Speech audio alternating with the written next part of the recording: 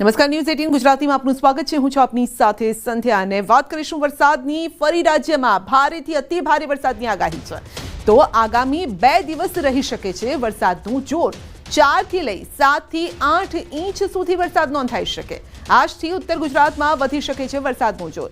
બનાસકાંઠા, સાબરકાંઠામાં વધી શકે છે વરસાદનું જોર। ગાંધીનગર, મહેસાણામાં પણ પડી શકે છે ભારે વરસાદ। અમદાવાદમાં પણ ભારે વરસાદની સંભાવના છે। પાટણ, કચ્છમાં પણ પડી શકે છે ભારે વરસાદ। વડોદરા, પંચમહાલ, દાહોદમાં પણ ધોધમાર વરસાદની સંભાવના છે। સૌરાષ્ટ્રમાં મોરબી, સુરેન્દ્રનગરમાં પડી શકે છે ભારે વરસાદ। જામનગર, દ્વારકા, રાજકોટમાં પણ ભારે વરસાદના એંધાણ છે। જૂનાગઢમાં પડી શકે છે ભારે વરસાદ। વિવિધ વેધર મોડેલ નિષ્ણાતોના આધારે અનુમાન લગાવાઈ રહ્યું છે।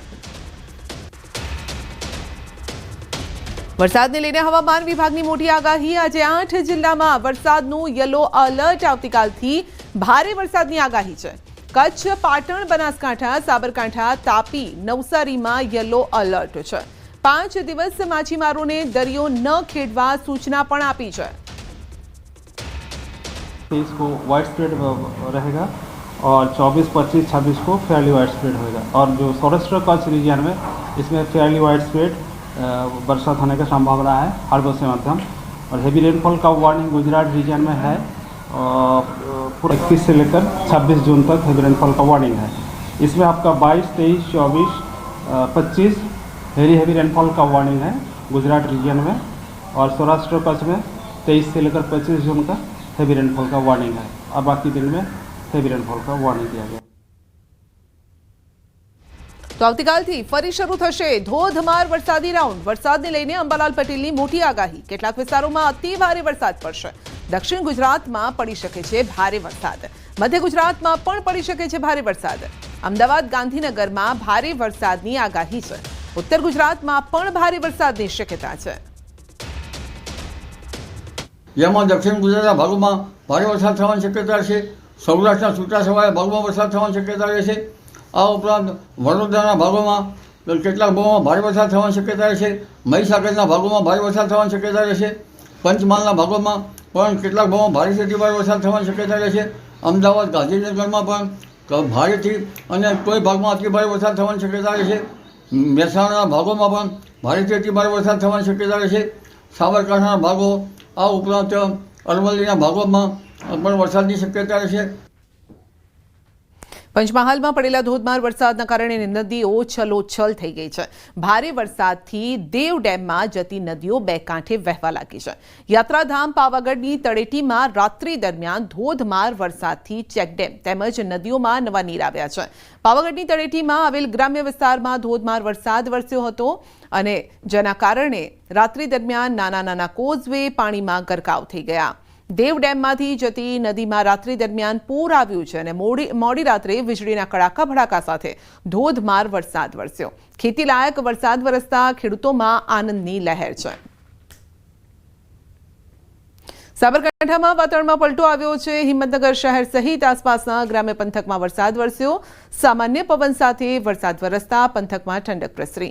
હિંમતનગર શહેરમાં સહકારી જીન, મોતીપુરા, નવી સિવિલ હોસ્પિટલ સહિતના વિસ્તારમાં વરસાદ વરસ્યો।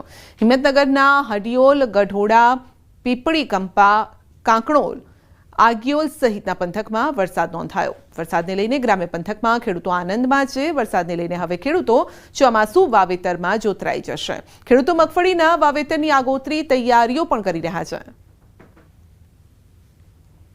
સુરત જિલ્લાના ઓલપાડ તાલુકાના કુત્સદ કીમ વિસ્તારમાં વરસાદ પડતા ખેડૂતોમાં ખુશીનો માહોલ। ધરતીપુત્રો ડાંગરના ધરુની કામગીરીમાં જોતરાયા છે। વરસાદ પડતા વાતાવરણમાં ઠંડક પ્રસરી છે।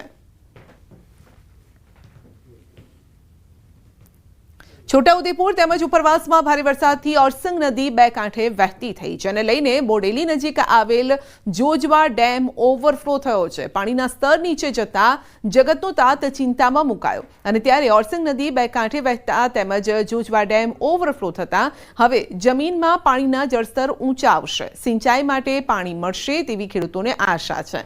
ખેડૂતોને સિંચાઈ તેમજ નદી કિનારે આવેલા ગામડાઓને પીવાનું પાણી મળી રહે તે હેતુથી ઓરસંગ નદી પર ઐતિહાસિક જોજવા આડબંધ બનાવવામાં આવ્યો।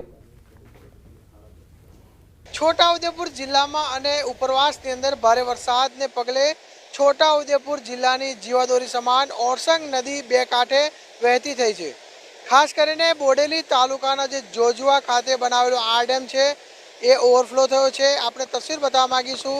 આ જે જોજવા ખાતેનો જે આ ડેમ જે છે તે હાલ ઓવરફ્લો થયો છે। જોજવાના આસપાસના વિસ્તારના લોકોને પીવાના પાણીની અને સિંચાઈના પાણી માટેની તકલીફ ના પડે તે માટે ગાયકવાડ સરકારે આ ડેમ બનાવવામાં આવ્યો હતો। પરંતુ આજે આપ જોઈ શકો છો કે આજે આ ડેમ છે તે હાલ ઓવરફ્લો થયો છે।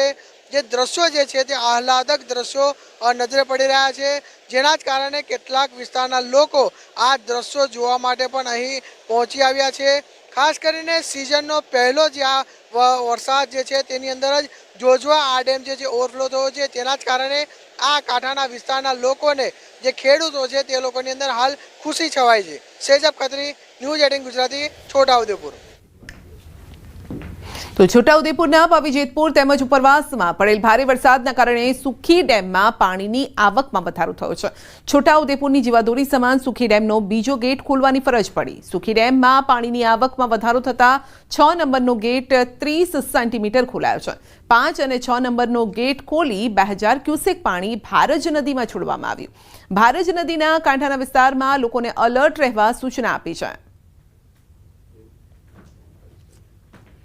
વલસાડ જિલ્લામાંથી પસાર થતો વાપી શામળાજી નેશનલ હાઈવે પ્રથમ વરસાદમાં જ બિસ્માર બની ગયો છે અને સાથે જ ધરમપુરના આસુરા નજીક આ નેશનલ હાઈવે પર માન નદી પર બનાવવામાં આવેલ પુલની હાલત જર્જરિત થતા ગાબડું પડ્યું છે, જેને લઈને તંત્ર દ્વારા રિપેરિંગની કામગીરી પણ હાથ ધરવામાં આવી। બીજી તરફ પુલ પર ગાબડું પડી જતા વલસાડના સાંસદ ધવલ પટેલ અને ધરમપુરના એમએલએ અરવિંદ પટેલ મોડી રાત્રે આ પુલ પર પહોંચ્યા અને રિપેરિંગ માટે અધિકારીઓને સૂચના આપી અને જ્યાં સુધી રિપેરિંગ કામ પૂર્ણ ન થાય ત્યાં સુધી અવરજવર માટે પુલ બંધ કરવામાં આવ્યો છે।